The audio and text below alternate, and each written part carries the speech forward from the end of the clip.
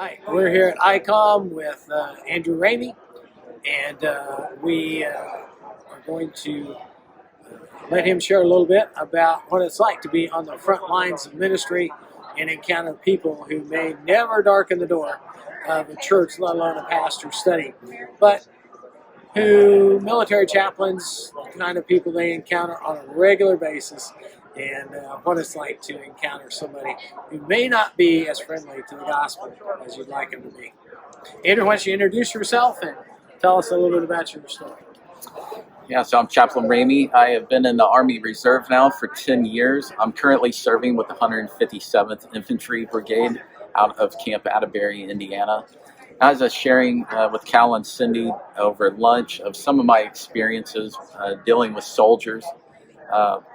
So I was at some training last year in Mississippi for OCT training. I had to go to First Army Academy. And my first day in class, they are telling us where we need to sit. So they put us in alphabetical order. So they chose who we would be sitting next to for the duration of that entire training. And this old crusty NCO is sitting on my right, and he turns and he looks at me and he sees the cross on my chest. And he says to me, Chaplain, I'm an atheist. I don't believe in the fairy tales that you believe in. Don't try to push your agenda on me. And I said, okay, fair enough. And during that first couple of hours when we were put on breaks, he would start challenging my faith and asking questions about the Bible. And I kind of got the feeling he just wanted to get a rise out of me, seeing what my reaction would be. And I answered his questions to the best of my ability.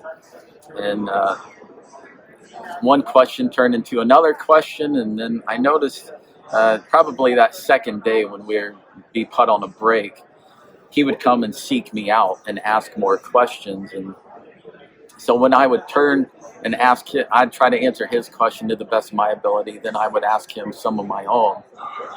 He started answering with things like, that's a great question, I've never really thought about that before.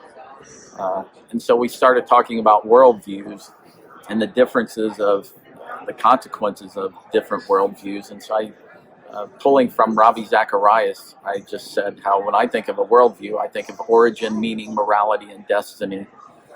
The next thing I know, he grabs his military green book, he pulls that out, he asks me to repeat that, and he starts writing down these 4 points.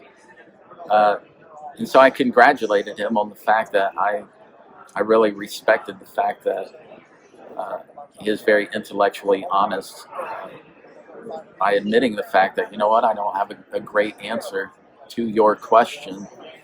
And so that training turned into a friendship between a chaplain and a self-proclaimed atheist, where we're just having honest conversations with one another.